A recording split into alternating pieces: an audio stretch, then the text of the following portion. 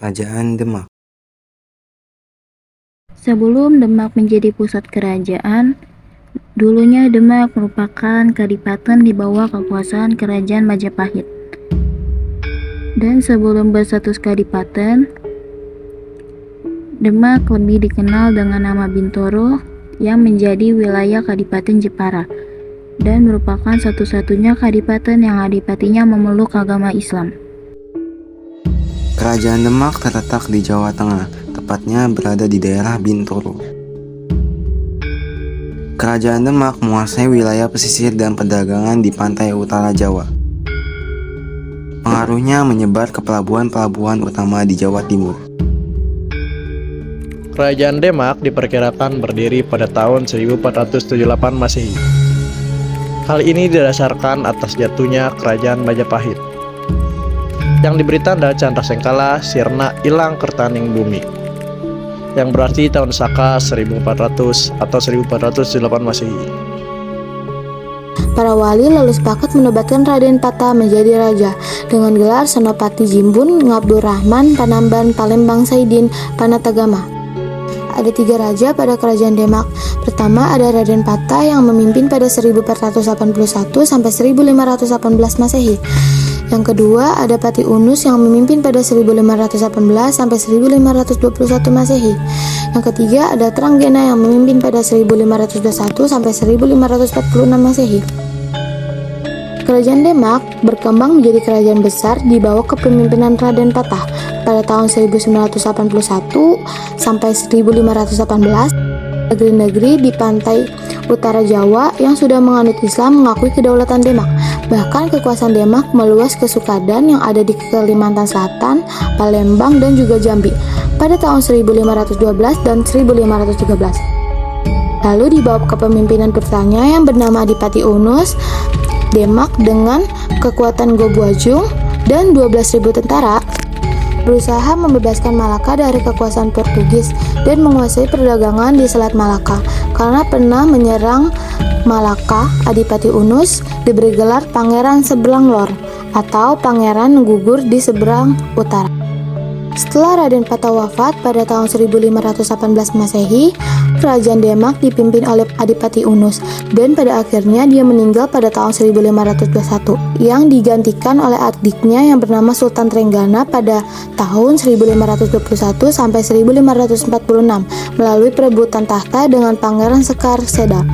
Untuk memperluas daerah kekuasaan, Trenggana menikahkan putri-putrinya antara lain dengan Pangeran Hadirit dari Kalimayat atau Jepara dan Pangeran Adiwijaya dari Pajak.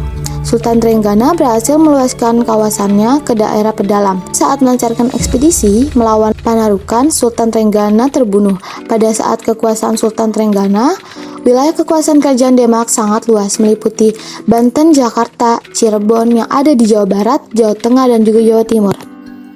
Wafatnya Sultan Trenggana pada tahun 1546 menyebabkan kemunduran Kerajaan Demak.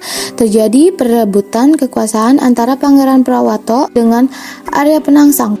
Dalam perebutan kekuasaan itu, Arya Penangsang membunuh Pangeran Prawoto dan Pangeran Hadrit. Ratu Kalimayat dan Arya Penggiri memohon pertolongan pada Adiwijaya yang berada di Panjang. Setelah pertempuran itu, Adiwijaya berhasil membunuh Arya Penangsang. Adiwijaya memindahkan ibu kota kerajaan Demak ke Panjang pada tahun 1568 Masehi. Peristiwa ini menjadi akhir dari Kerajaan Demak.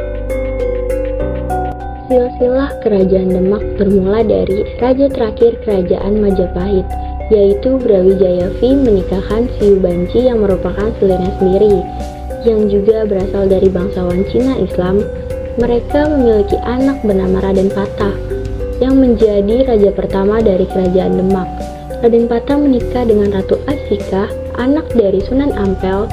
Mereka memiliki 2 anak yang bernama Adipati Unus dan Tranggana. Raden Patah menikah dengan perempuan lainnya juga, memiliki anak bernama Raden Kikin. Setelah ia wafat, Pati Unus menggantikan tahta ayahnya sebagai raja kedua. Pati Unus menikah dengan Ratu Wulung Ayu.